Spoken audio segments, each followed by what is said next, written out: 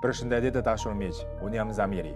Dy aeroportet ndërkombëtare të Pekinit, aeroporti ndërkombëtar i kryeqytetit dhe aeroporti ndërkombëtar i Daxingut, janë platforma mbartëse të rëndësishme që u shërbejnë në lidhjeve ndërkombëtare të kryeqytetit të Kinës. Gjatë planit të 14 pesëvjeçar, këto dy aeroportet ndërkombëtare kanë pasur ndikime gjithnjë e më të mëdha në rrjetin e linjave ajrore botërore. Me këto dy aeroporte, qarku i miqve i Pekinit është zgjeruar pa ndërprerje.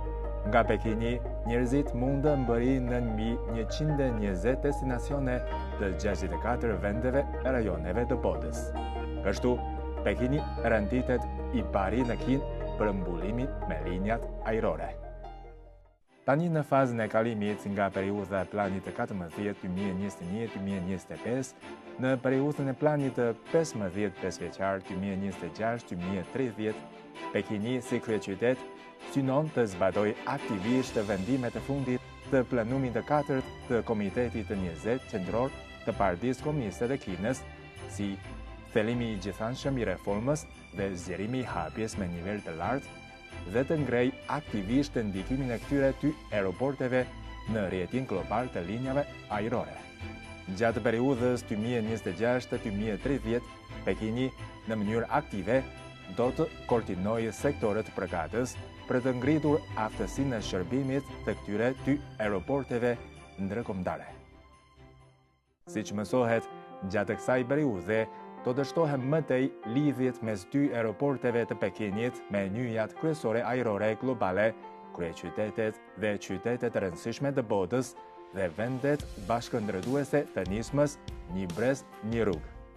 Në aeroportin ndërkombëtar të kryeqytetit do të zbatohet projekti për ngritjen e cilësisë dhe shtimin e efektivitetit. Ndërsa në aeroportin ndërkombëtar të Daxingut do të nxitet aktivisht projekti i ndërtimit të terminalit satelitor për të shtuar kapacitetet e pritjes së vizitorëve ndërkombëtar. Synimi është i qartë. Deri në vitin 2030 ose fundin e planit të 15 pesëvjeçar, numri i udhëtarëve në këto dy aeroporte të Pekinit të arrijë në mbi 160 milion dhe vëllimi i marrave të postës në mbi 2.5 milion tonë. Krahas kësaj, do të përmirësohen edhe shërbimet brenda terminaleve ekzistuese, si shkurtimi i kohës së kryerjes së regjistrimit të fluturimit dhe kohës së lëvizjes së avionit në pistë, përmirësimi i dhënies lejes për ngritje dhe i lidhjes së avionit me terminalin. Dhe gjithashtu, do të provohet transporti ajror hekurudhor i lidhur me linjat ndërkombëtare ajrore. Ndërkohë, do të shtohet pa ndërprerje efektiviteti i tranzitit ndërkombëtar, do të thjeshtohet e do të përmirësohet më tej procesi i zhdokanimit, do të ngritet efektiviteti i procedurave të hyrje-daljes dhe do të shtohet aftësia e transportit të përbashkët për tranzitin e pasagjerëve dhe marrave.